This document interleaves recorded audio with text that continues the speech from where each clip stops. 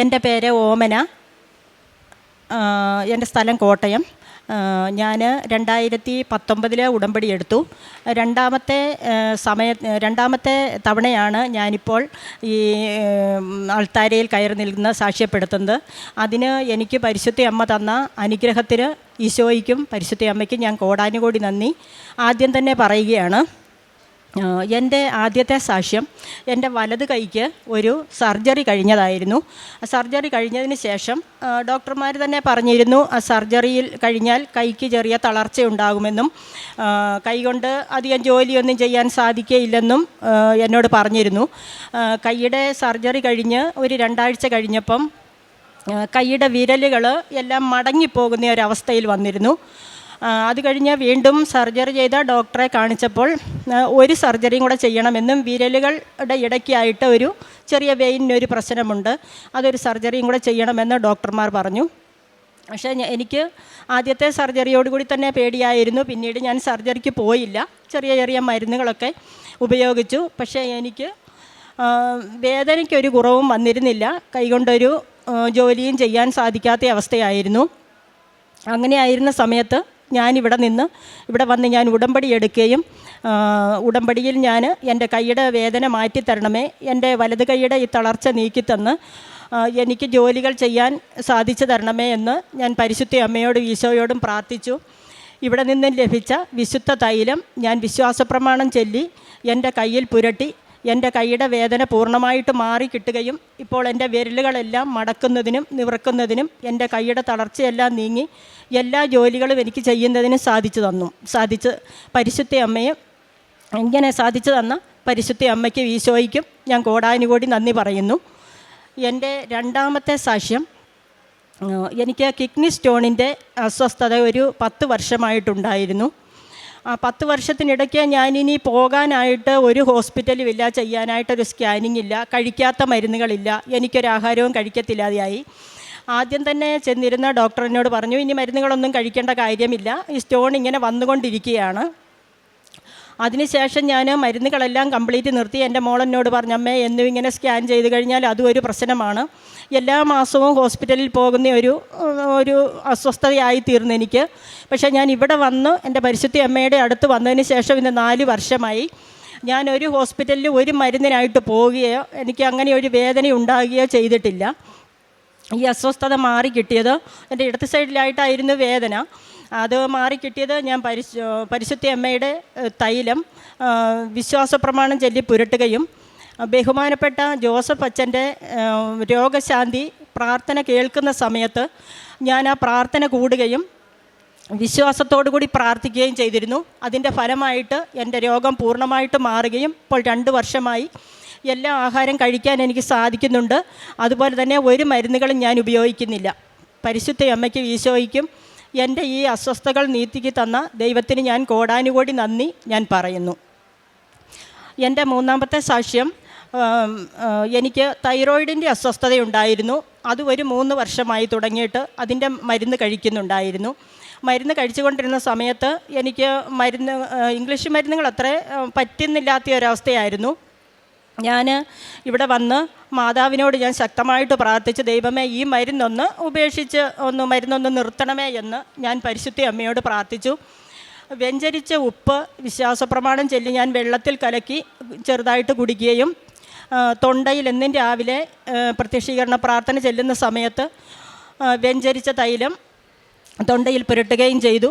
അതിൻ്റെ ഫലമായിട്ട് കഴിഞ്ഞ മാസം ഞാൻ പോയി ചെക്ക് ചെയ്ത് നോക്കിയപ്പോൾ എൻ്റെ തൊണ്ടയിലെ തൈറോയിഡ് പൂർണ്ണമായിട്ടും മാറിക്കിട്ടുകയും അതുപോലെ തന്നെ ചെറിയ ചുമയുണ്ടായിരുന്നു എനിക്ക് തൈറോയിഡിൻ്റെ അസ്വസ്ഥത കൊണ്ട്, അതെല്ലാം നീങ്ങിക്കിട്ടുകയും സംസാരിക്കാൻ സാധിക്കുകയും എനിക്ക് ചെയ്യുന്നുണ്ട്. പരിശുദ്ധ അമ്മയ്ക്കും ഈശോയ്ക്കും കോടാനുകോടി നന്ദി. എൻ്റെ അടുത്ത സാക്ഷ്യം, ഞാൻ എൻ്റെ ഒരു റിലേറ്റീവിൻ്റെ വീട്ടിൽ ഒരു ദിവസം രാവിലെ പോയപ്പം അവിടെ ഒരു കുക്കറിനകത്ത് അവരുടെ അടുപ്പേലൊരു എന്തോ ഒരു സാധനം ഇരിപ്പുണ്ടായിരുന്നു. അത് കുറച്ച് സമയം ഇങ്ങനെ അതിൽ നിന്നിങ്ങനെ പ്രഷർ വന്നുകൊണ്ടിരുന്നു. പക്ഷേ അതിൽ നിന്ന് വലിയ പ്രഷറൊന്നും വന്നിരുന്നില്ല. അപ്പോൾ എനിക്കെന്തോ ഒരു അസ്വസ്ഥത പോലെ തോന്നി. ഞാൻ അവിടെ നിന്നിരുന്ന സമയത്ത് ഞാൻ പരിശുദ്ധ അമ്മയെ കാണുന്നു. അമ്മ എന്നോട് പറയുകയാണ്, ഇറങ്ങി മാറാൻ പറയുന്നു. അമ്മയെ കണ്ടപ്പോൾ തന്നെ എനിക്ക് മനസ്സിലായി, എനിക്ക് എന്തെങ്കിലും ബുദ്ധിമുട്ടുകളോ വിഷമങ്ങളോ ഉണ്ടെങ്കിൽ പരിശുദ്ധിയായി അമ്മയുടെ അമ്മയെ എനിക്ക് കാണാൻ സാധിക്കും.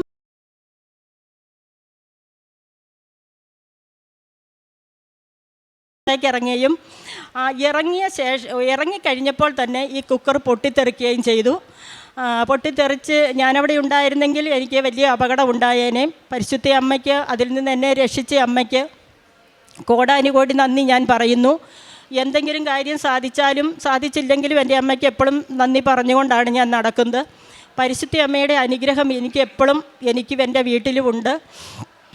പ്രേക്ഷിത പ്രവർത്തനം ഞാൻ ചെയ്യുന്നത്, ക്യാൻസർ രോഗിയായിട്ടുള്ള ഒരു കുട്ടിയുണ്ട് എൻ്റെ വീടിനടുത്ത്. അവരുടെ വീട്ടിൽ എനിക്ക് പറ്റുന്നത് പോലെ ഞാൻ ചെയ്യുന്നുണ്ട്. പിന്നെ പത്രം കൊടുക്കുന്നുണ്ട്, പ്രാർത്ഥിച്ചതിന് ശേഷം ഞാൻ പത്രം കൊടുക്കുന്നുണ്ട്. പിന്നെ എനിക്ക് മറ്റൊരു അനുഗ്രഹം കൂടെ കിട്ടിയിട്ടുണ്ട്. അമിതമായിട്ടുള്ള ദേഷ്യമുണ്ടായിരുന്നു, അതിൽ നിന്ന് പൂർണ്ണമായിട്ടും എനിക്ക് പരിശുദ്ധ അമ്മ എനിക്ക് മാറ്റം തന്നു. എനിക്ക് വളരെ സൗമ്യമായിട്ടിപ്പോൾ എല്ലാവരോടും ഇടപെടുന്നതിനും, അതുപോലെ തന്നെ ഞാനങ്ങനെ നല്ലതായിട്ട് എൻ്റെ സംസാരം നല്ലതായ രീതിയിൽ വന്നപ്പോൾ എൻ്റെ കുടുംബത്തിൽ ദൈവത്തിൻ്റെ അനുഗ്രഹം ഉണ്ടാകുകയും ദൈവാനുഗ്രഹത്തോടു കൂടി ജീവിക്കുന്നതിനും എനിക്ക് സാധിക്കുന്നുണ്ട്. പിന്നെ ഞാൻ പ്രാർത്ഥനകളൊന്നും മുടക്കാറില്ല. പ്രത്യക്ഷീകരണ പ്രാർത്ഥന ചെല്ലുന്നുണ്ട്, വൈകിട്ട് സന്ധ്യാപ്രാർത്ഥന ചെല്ലുന്നുണ്ട്, കൊന്ത ചൊല്ലി പ്രാർത്ഥിക്കാറുണ്ട്. ബൈബിൾ വായിക്കാൻ തുടങ്ങിയിട്ട് ഇപ്പോൾ ഒരു മാസത്തോളമേ ആയുള്ളൂ. അത് അത്ര നന്നായിട്ട് അറിയത്തില്ലായിരുന്നു. ചോദിച്ചതിന് ശേഷം അത് ബൈബിൾ വായിക്കാൻ തുടങ്ങി. ഇതാണ് എനിക്ക് അമ്മ, പരിശുദ്ധ അമ്മ തന്ന എല്ലാ അനുഗ്രഹങ്ങൾക്കും ഞാൻ ഒരിക്കൽ കൂടി കോടാനുകോടി നന്ദി പറയുന്നു. സങ്കീർത്തനങ്ങൾ 31:19. കർത്താവേ, അങ്ങയുടെ അനുഗ്രഹങ്ങൾ എത്ര വിപുലമാണ്. തൻ്റെ ഭക്തർക്ക് വേണ്ടി അവിടുന്ന് അവ ഒരുക്കി വച്ചിരിക്കുന്നു. അങ്ങയിൽ അഭയം തേടുന്നവർക്ക് അവ പരസ്യമായി നൽകുന്നു. ഓമന എന്ന ഈ അക്രൈസ്തവ സഹോദരി ഉടമ്പടി ജീവിതത്തിലൂടെ ലഭിച്ച ദൈവാനുഭവങ്ങളെയാണ് അമ്മയുടെ തിരുനടയിൽ ഇപ്പോൾ സാക്ഷ്യപ്പെടുത്തുന്നത്. ഈ 3 രോഗപീഠകളിലും ഏറെ ക്ലേശങ്ങൾ സഹോദരി അനുഭവിച്ചിരുന്നു. ആ 3 ക്ലേശാവസ്ഥകളെയും പൂർണ്ണമായി മാറ്റി സൗഖ്യവും ആരോഗ്യവും ആശ്വാസവും നൽകി മകളെ വഴി നടത്തിയതിനെ നന്ദി പറഞ്ഞുകൊണ്ടാണ് സാക്ഷ്യപ്പെടുത്തിയത്. പ്രിയമുള്ളവരെ, ഉടമ്പടി നമ്മളോട് ദൈവത്തോടുള്ള വിശ്വസ്തത ഊട്ടിയുറപ്പിക്കുവാൻ ആവശ്യപ്പെടുന്നു. ദൈവത്തോടുള്ള വിശ്വസ്തത ദൈവാനുഗ്രഹം പ്രാപിക്കുന്നതിനുള്ള വഴികളായി മാറുകയും ചെയ്യുന്നു. ഈ സഹോദരിയുടെ ജീവിതത്തിൽ 9 തവണ ഉടമ്പടി പുതുക്കി ജീവിക്കുമ്പോൾ സഹോദരി ആവർത്തിച്ച് അമ്മ മാതാവിൻ്റെ മകളായി അമ്മയുടെ കരങ്ങളിലേക്ക് ജീവിതത്തെ സമർപ്പിക്കുമ്പോൾ അമ്മ ആപത്തുകളിൽ രക്ഷിക്കുകയും രോഗങ്ങളിൽ സൗഖ്യപ്പെടുത്തുകയും ക്ലേശകാലത്തെ തരണം ചെയ്യുവാനുള്ള ആത്മധൈര്യവും പുതിയ വഴികളും തുറന്നുകൊടുത്ത് ജീവിതത്തെ മുന്നോട്ട് നയിക്കുകയും ചെയ്യുന്നു. സഹോദരി പറയുന്നുണ്ട്, എനിക്ക് അനുഗ്രഹം ലഭിക്കുമ്പോഴും ഇല്ലാത്തപ്പോഴും ഞാൻ അമ്മ മാതാവിനോട് നന്ദി പറഞ്ഞാണ് ജീവിക്കുന്നതെന്ന്. അത് ഉടമ്പടിയിൽ ഇരുത്തം വന്നവരുടെ ജീവിത രീതിയാണ്. ഭൗതികമായത് എന്തെങ്കിലും കിട്ടുമ്പോൾ മാത്രമല്ല, ഭൗതികമായ കാര്യങ്ങൾ നിവർത്തിതമാകാതിരിക്കുമ്പോഴും ദൈവത്തോടുള്ള ബന്ധത്തിന്, അമ്മയിലുള്ള ആശ്രയത്വത്തിന് ഒരിക്കലും കുറവ് തട്ടാതെ, ഇടിവ് തട്ടാതെ പ്രത്യാശയോടുകൂടി പ്രാർത്ഥിക്കുക എന്നത് ഈ കുടുംബത്തിനും മകൾക്ക് ലഭിച്ച ഓരോ നന്മകൾക്കും അമ്മ മാതാവിനും തിരുക്കുമാരനും നന്ദി പറഞ്ഞുകൊണ്ട് നമ്മളെയും പ്രത്യക്ഷീകരണത്തിന് സാക്ഷികളായി ഉയർത്തണമേ എന്ന് പ്രാർത്ഥിക്കാം. അതോടൊപ്പം നമ്മുടെ ജീവിത വിഷയങ്ങൾ അമ്മയുടെ കരങ്ങളിൽ കൊടുത്തുകൊണ്ട് അമ്മയുടെ ഇടപെടലിന് വേണ്ടി നമുക്ക് നമ്മുടെ ജീവിതത്തെ വിശുദ്ധീകരിക്കാം. കരങ്ങളടിച്ച് ഈ കുടുംബത്തിന് ലഭിച്ച നന്മകൾക്ക് ദൈവനാമത്തെ മഹത്വപ്പെടുത്താം. അത്യപൂർവ ദൈവാനുഭവങ്ങൾ ഇനി നിങ്ങൾക്കും സ്വന്തം. ഈ യൂട്യൂബ് ചാനൽ ഇതുവരെ സബ്സ്ക്രൈബ് ചെയ്തിട്ടില്ലെങ്കിൽ ഇപ്പോൾ തന്നെ സബ്സ്ക്രൈബ് ചെയ്യുക. ഈ വീഡിയോ ഇപ്പോൾ തന്നെ നിങ്ങളുടെ സുഹൃത്തുക്കൾക്ക് ഷെയർ ചെയ്തുകൊണ്ട് കർത്താവിൻ്റെ പ്രേക്ഷിതരാകുക.